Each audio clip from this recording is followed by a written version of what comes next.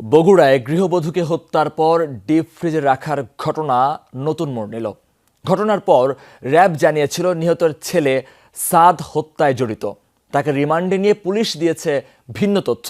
বলা হচ্ছে ছেলে নয় বরং বাড়ির ভাড়াটিয়ারা ঘটিয়েছে হত্যাকাণ্ড। গ্রেফতার করা হয়েছে অভিযুক্ত 3 জনকে। একমাত্র ওয়ালটন এসি দিচ্ছে 1 বছরের রিপ্লেসমেন্ট গ্যারান্টি এবং কম্প্রেসারের 10 বছরের গ্যারান্টি।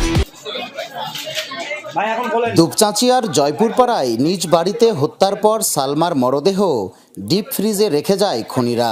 পরদিন স্বামী আজিজুর রহমান এবং ছোট ছেলেকে আটক করে র্যাব। তাদের পক্ষ থেকে জানানো হয়, হাত খরচের টাকা না পেয়ে ছোট ছেলেই খুন করেছে নিজের মাকে। ঢুকে তার মাকে পিছন থেকে জাপটে ধরে হচ্ছে নাক এবং মুখ চেপে ধরে, এর ফলে শ্বাসরোধে ভদ্রমহিলা মারা যান। মায়ের হত্যা মামলায় সাদকে রিমান্ডে নেয় পুলিশ।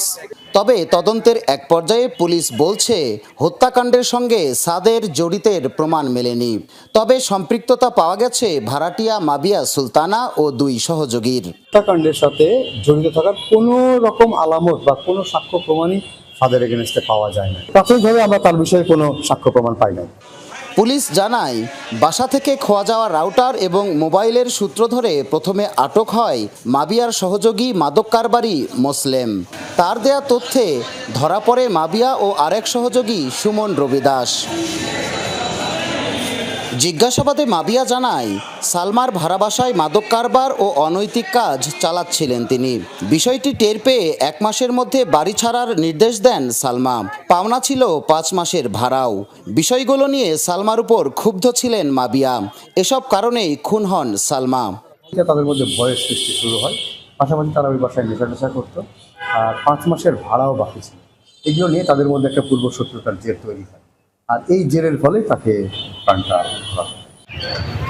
হত্যার ঘটনায় পরিবারটি যখন শোকস্তব্ধ, তখন ছেলেকেই হত্যাকারী হিসেবে র্যাবের উপস্থাপনে বিপর্যস্ত স্বজনরা।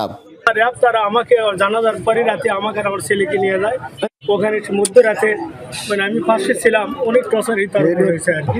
ফ্রেমের ভেতর ঢুকে দেয় মানুষ। হয়তো যেভাবে হয়তো তারটা স্বীকারোক্তি করছিল জানি না। গ্রেফতারের পর স্বীকারোক্তিমূলক জবানবন্দি দিয়েছে মোসলেম। উদ্ধার করা হয়েছে হত্যায় ব্যবহৃত ভ্যান। অন্য 2 আসামি মাবিয়া ও সুমনকে রিমান্ডে নিয়েছে পুলিশ। মেহেরুল সুজান, যমুনা নিউজ, বগুড়া।